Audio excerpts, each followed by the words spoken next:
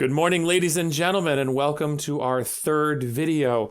I want to again thank all of you who participated in the live chat. That was an interesting experience on Zoom, and it just makes me come to appreciate that everyone has different microphone settings.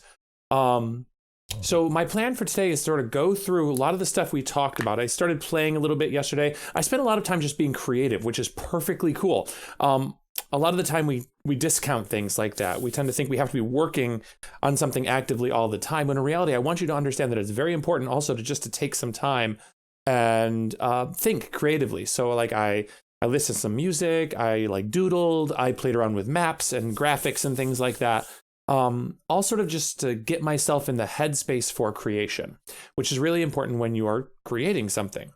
Thinking is not to be discounted in its value. So I spent a bunch of time thinking. I spent a bunch of time like looking over everything we talked about and kind of trying to fit it all into the confines of what would be essentially a short story, which I'm still right now in my head calling Umbra.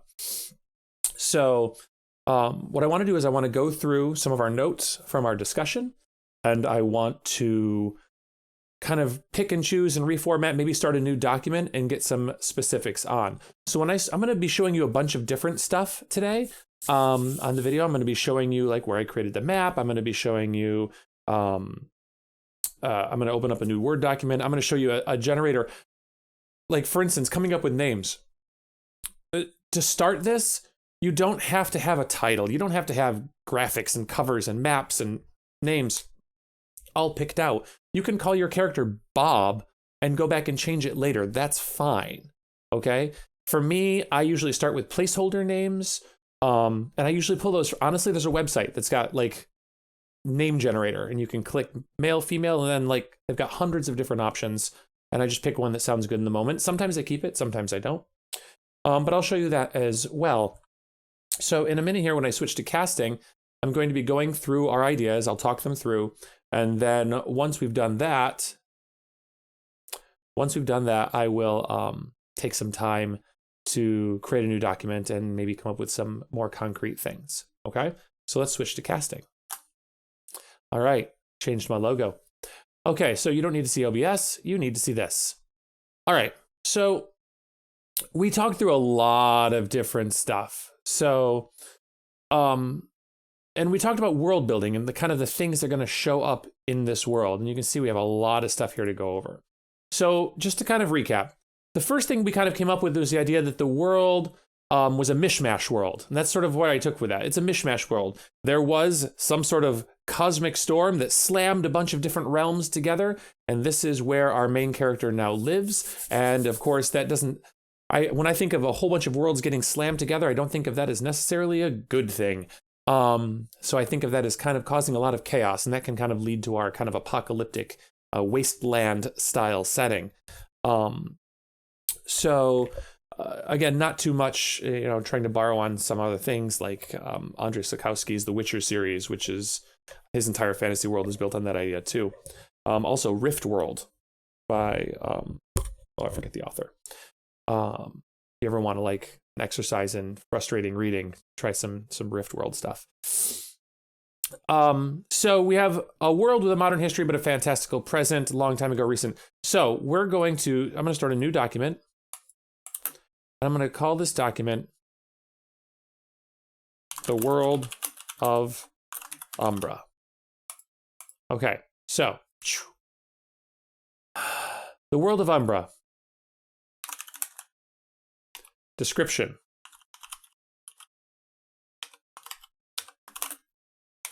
The world of Umbra, and that's not what the world is called. That's the mean, as in the story, Umbra. The world of Umbra is a wasteland.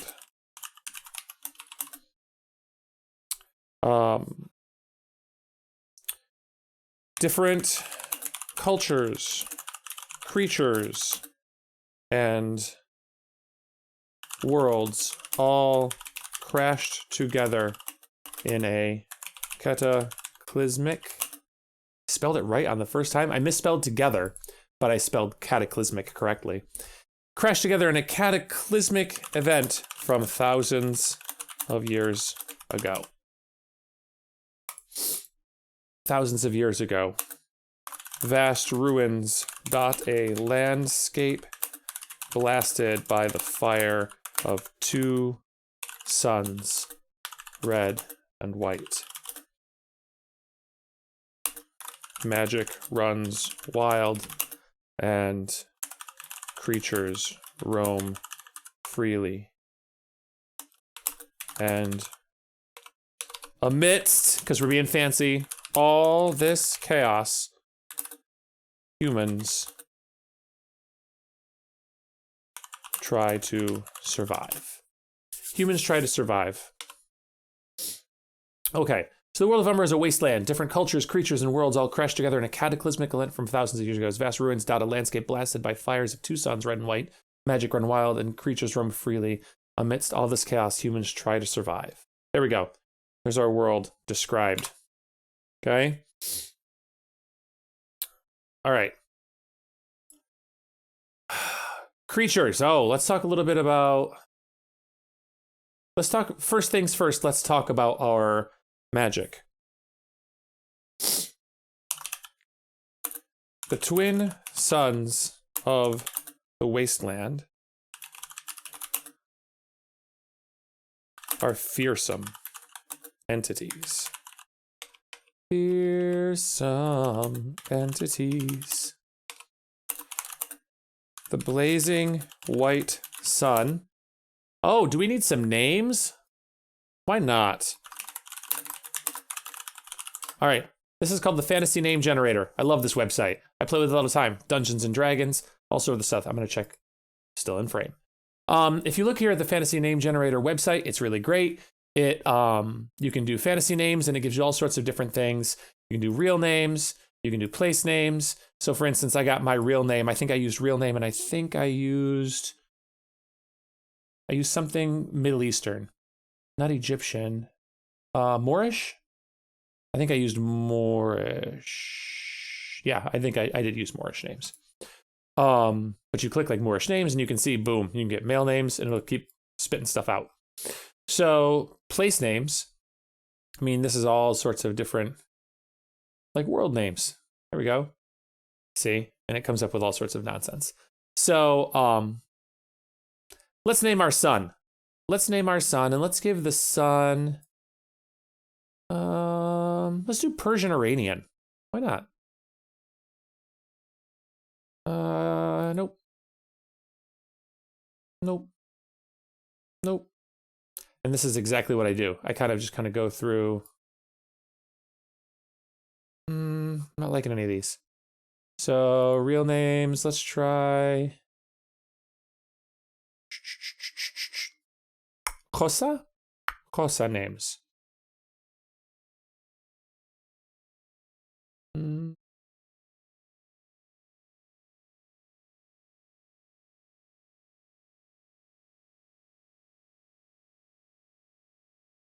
Sometimes I kind of like, I don't like any of these. Actually, there was one I saw I kind of like. The Blazing White Sun, Nomsa. That's what we're going to call it. The Blazing White Sun, Nomsa, is the most fearsome, is the most terrifying. For it brought the shadows. Any human caught in the light of Nomsa has their shadow released, freeing a monster of giant proportions that takes over. Hopefully got something better there. Takes over their human and transforms them into a beast of darkness and destruction. Okay, so that's our whole thing. You get caught in the light of the white sun, Nomsa, and your shadow goes crazy. It becomes a big monster. You get stuck in the middle of it. Okay. Subpoint. The shadow monsters live in the did I call it? Where's my map? Where's my map?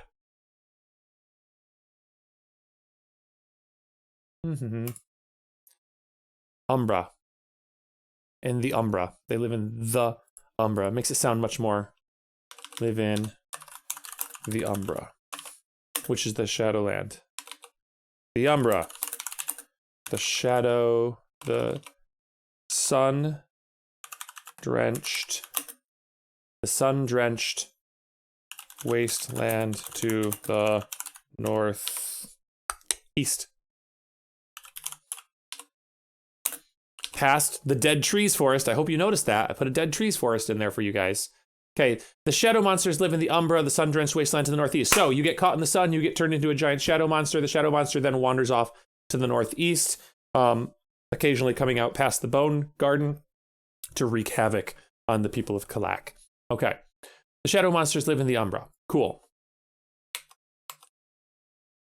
The red sun, red sun, tehi. The red sun. We need a name. Boom, boom. Oh,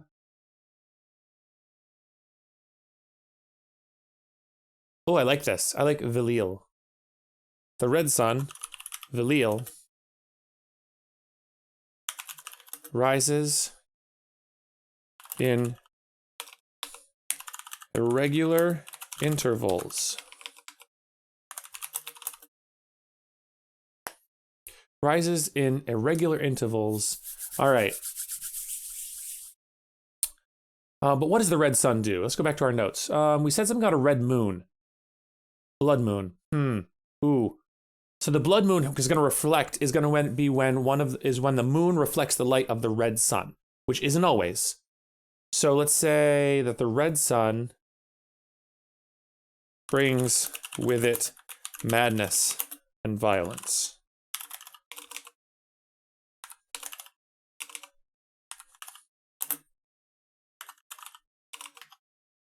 Fearsome nightmares and terrible sandstorms as the world is shaken to its very core. So it's basically magical chaos. It rises and stuff just goes nuts.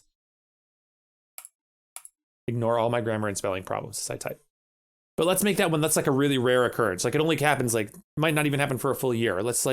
We don't have to explain it. It's magic. We don't have to explain anything.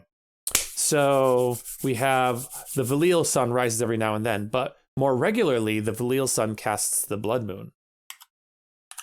The light of Velil sometimes reflects upon the moon, causing the blood moons, where violence is, where dark demons rise from the sands. They can only survive in the light of the red sun, where they can only survive in the light of the red sun.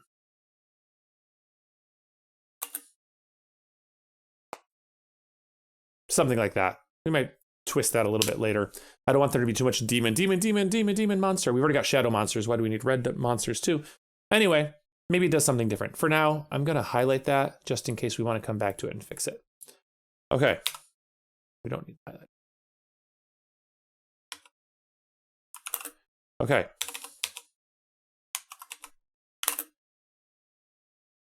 There we go. The red sun, Velil rises, and so we have the two suns. Cool. Go back to our notes. All right, so let's talk about the world.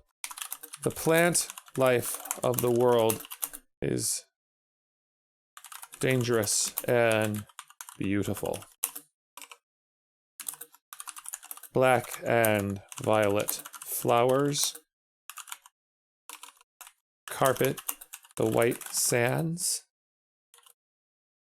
in dreamy waves.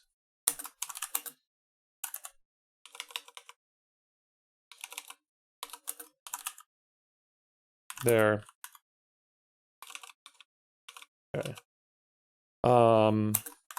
Dead trees grow without leaves or flowers, yet reach ever for the skies.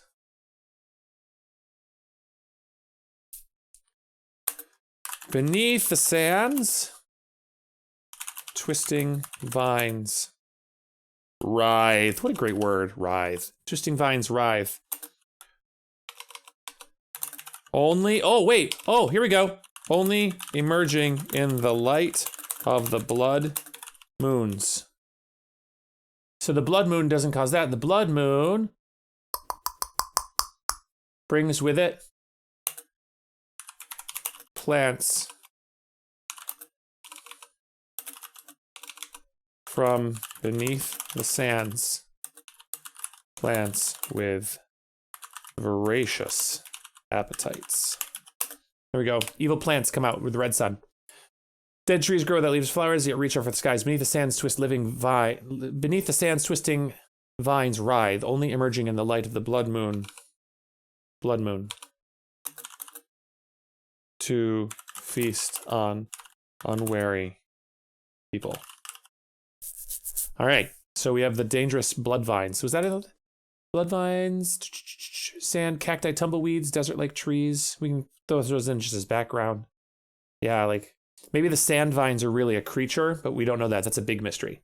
Big mysteries we don't have to touch on.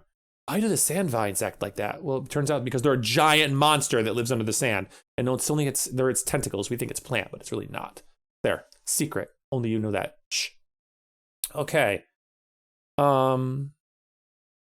The Ungjung tree, let's keep the Ungjung tree, but keep it a secret. I was thinking we could throw it into that oasis. All right, so let's talk a little bit about animals. The animals of the world are insectoid.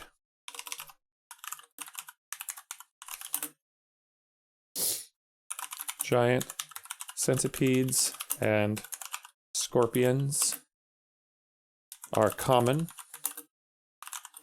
but managed by people. You can't have everything be deadly, right?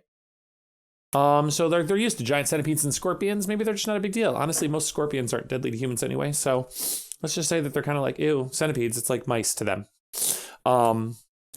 So gross. All right. Far more dangerous are the sand slugs, memory leeching creatures that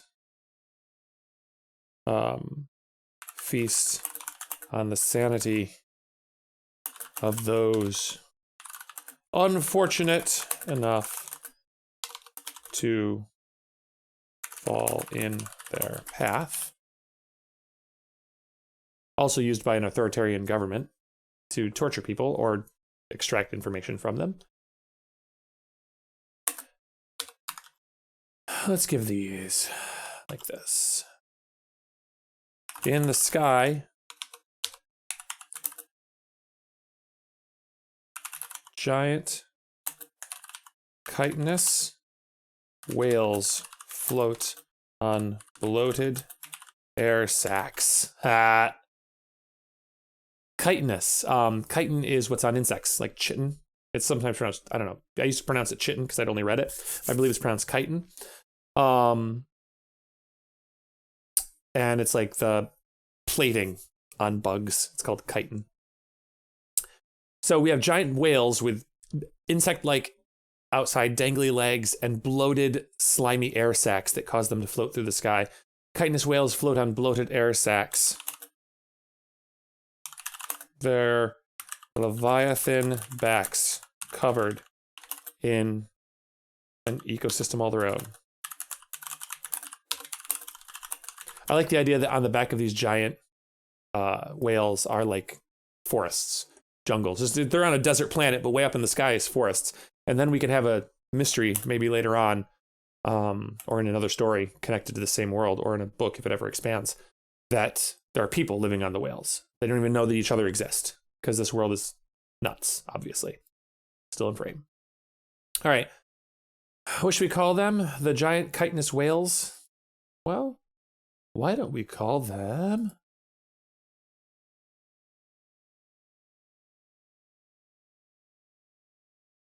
I don't know.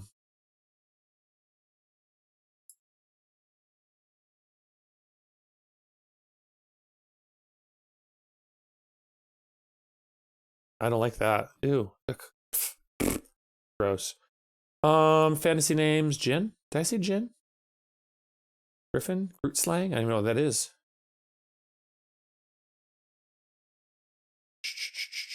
Kaiju. Probably.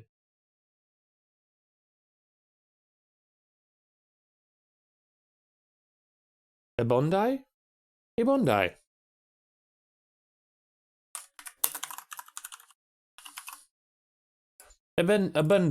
Ebondai are the giant whales. Why? Because I just decided.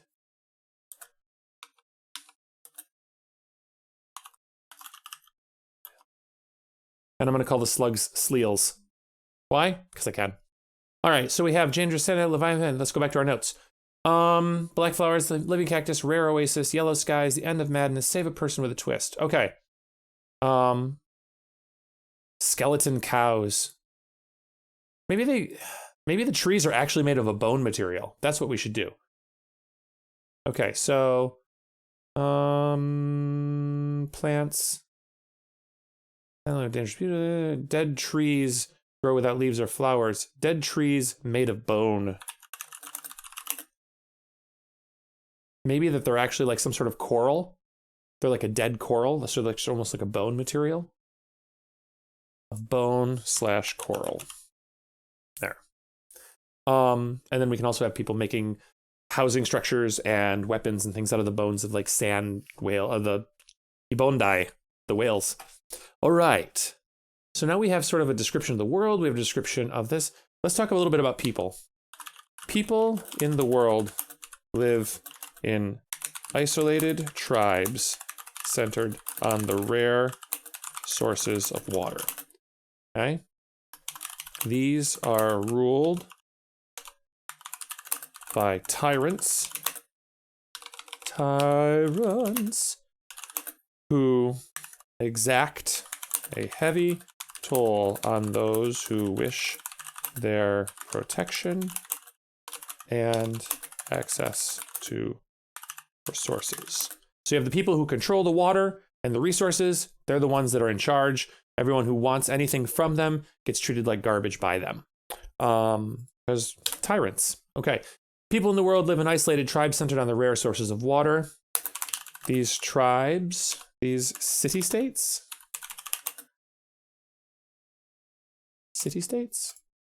war with each other at the same time they try to survive the harsh world around them.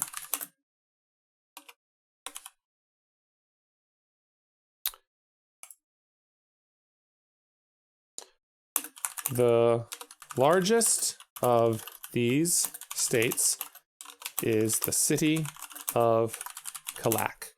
I might not use that name. Kalak is the name of a character in the Stormlight Archives by Brandon Sanderson, so I might not use that.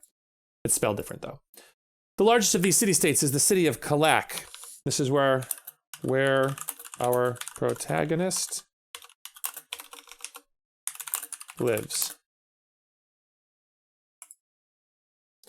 Where our protagonist lives. It is ruled by a terrible emperor king, who exploits the people of his oasis for their labor. Just spelled it in the British way. He is obsessed with, he's going to be obsessed with, maybe someone else is. No, let's not make this say that.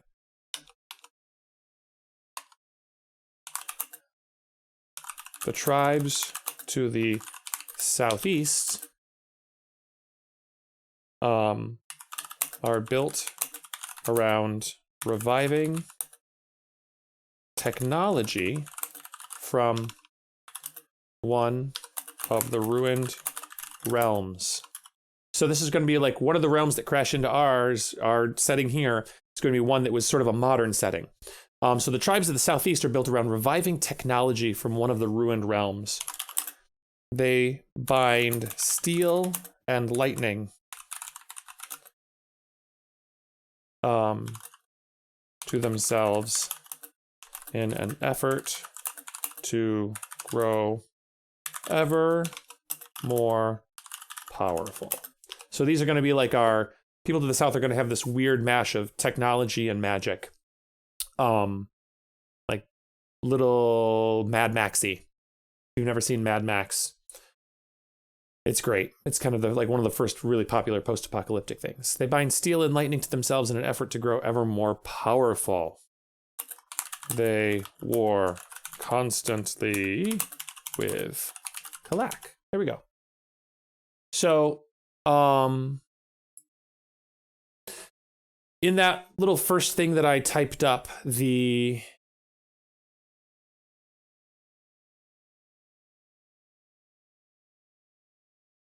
can get rid of this now.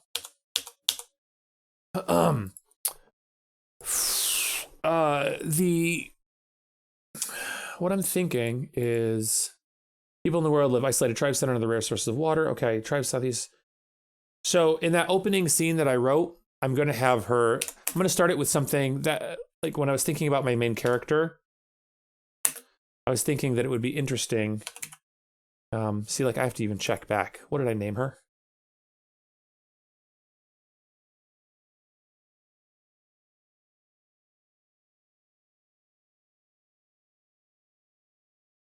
Safine. Oh, I like that name.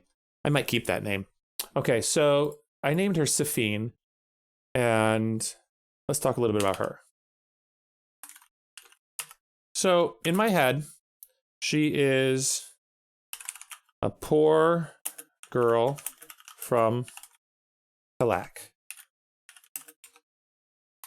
She is thief, stealing food for herself and her friends.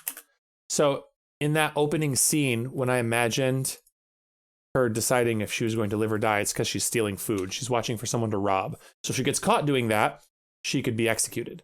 If she doesn't do it successfully, she could die of starvation. So she has a lot of chances to die here.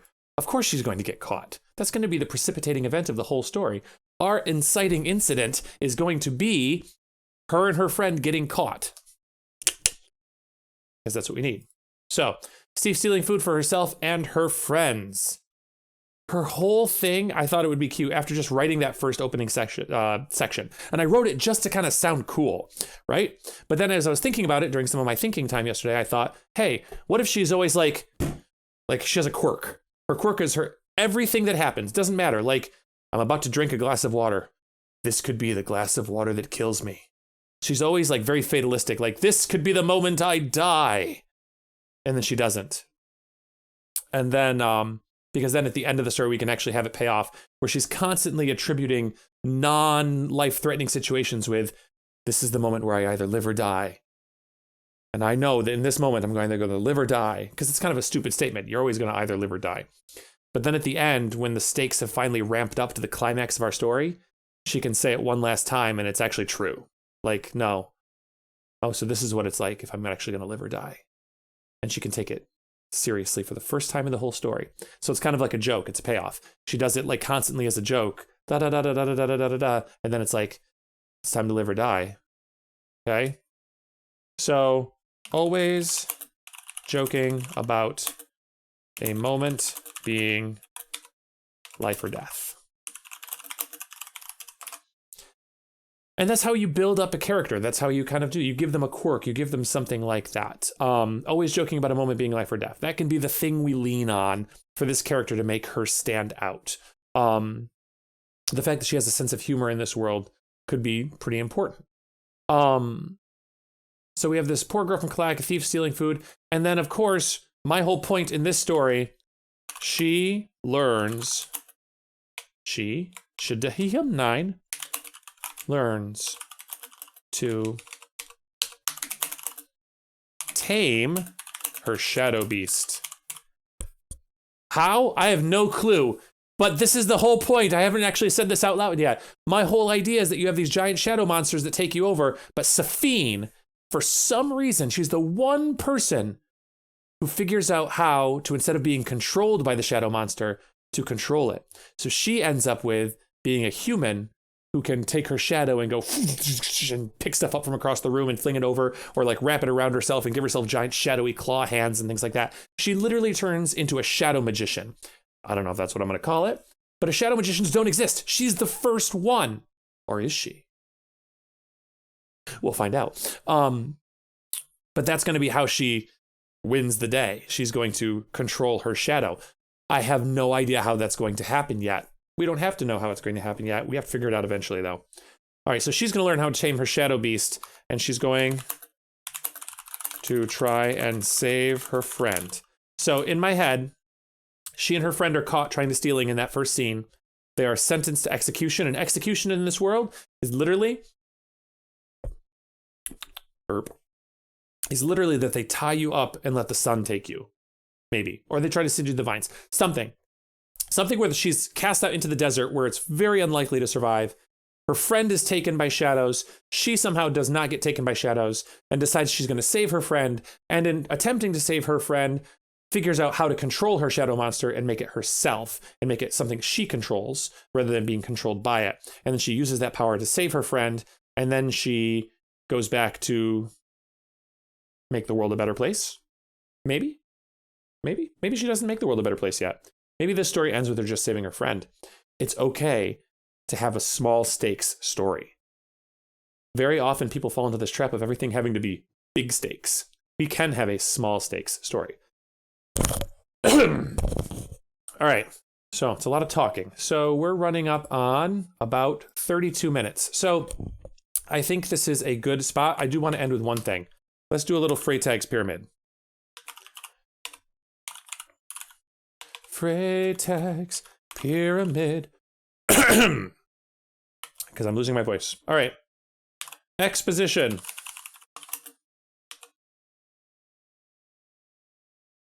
So we're going to have Safine and friend try to steal food. Intro to world. And then they are caught. Ooh, let's put this down here.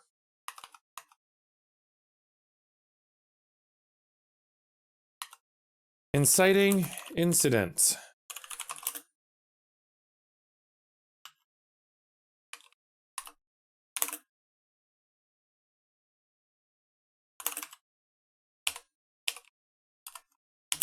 Formatting is important to me. Boom.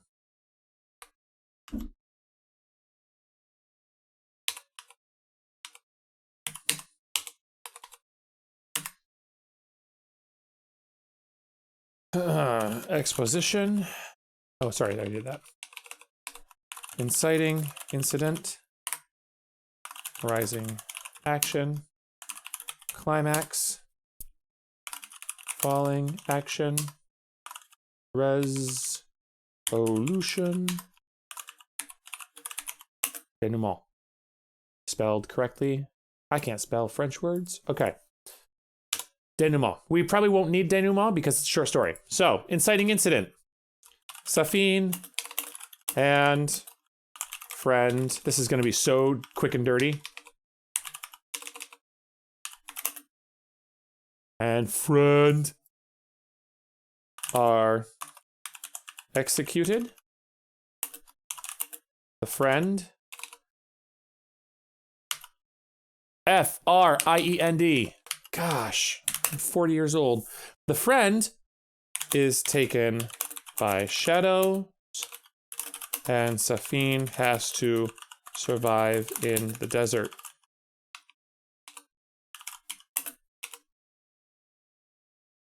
She swears she will save him. It's got to be a way of getting people back from shadows. We'll have to come up with that. Maybe they like, literally, if you can trap a shadow and then the sun goes down, they fall back down and they're a human.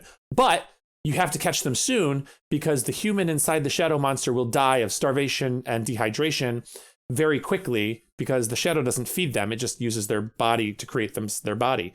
So let's say that some of the shadows, like the really old, big, powerful shadows, have like rotting skeletons inside them. But the relatively young shadows that are the weak ones that can be caught have living people inside them. And if you can catch them and put them into the shade so that the shadow loses its form, you can save the person.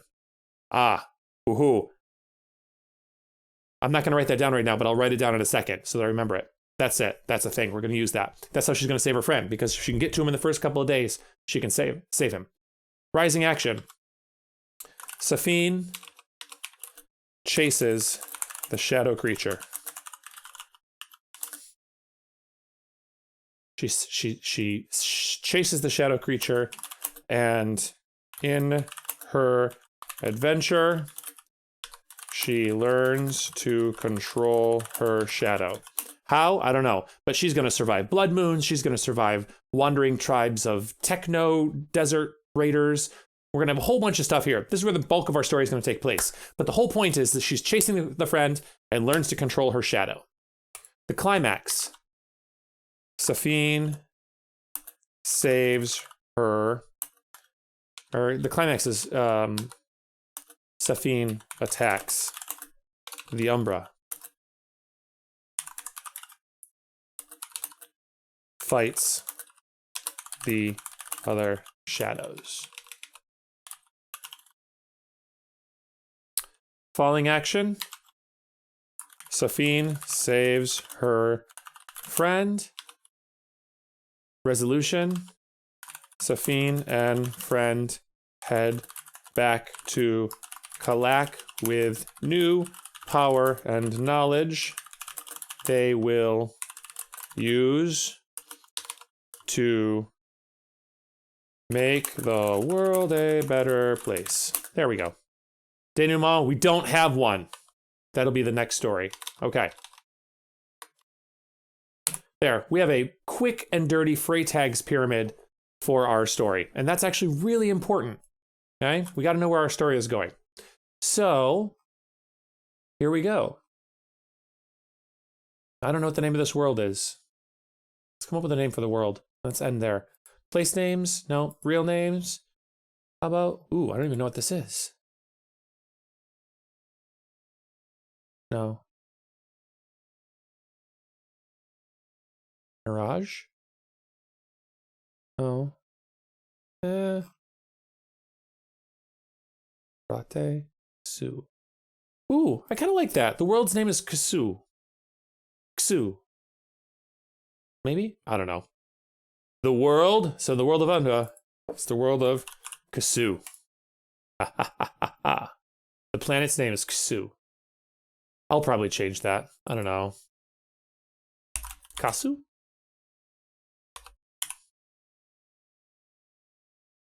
Su. There we go. The world of Kasu. All right. Ladies and gentlemen, I think we are in a good place. All right. So that's a lot of stuff. I'm sorry. We're going on almost 40 minutes. So that's perfect time to end this. So nice little 40-minute video for you to watch or ignore. Again, YouTube tells me only 10 people or so watched the first video. 65 views on the first one. Second one, 10. So based on that, we're getting a reverse trend. We'll see if only like 2 people watch this one. But I'll continue making them for you. Next video is writing. So it'll either be a live stream.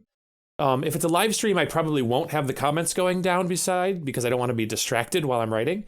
But either that or I'll just make a video of me writing for half an hour. I'm going to try to set a word writing goal. I would like to write like 1,000 words a day. So, but that's a lot. Even if I could write 500 words a day, that'd be good. Okay. So I'm going to try to make a video where I write 500 words of this story every day. And we'll see where we go from there.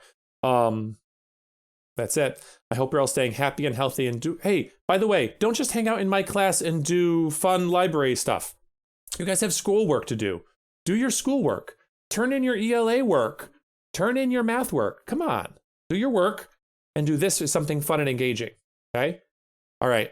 I love you guys all. I hope you're all happy and healthy. Stay safe, stay good, and I'll see you next time. Bye-bye.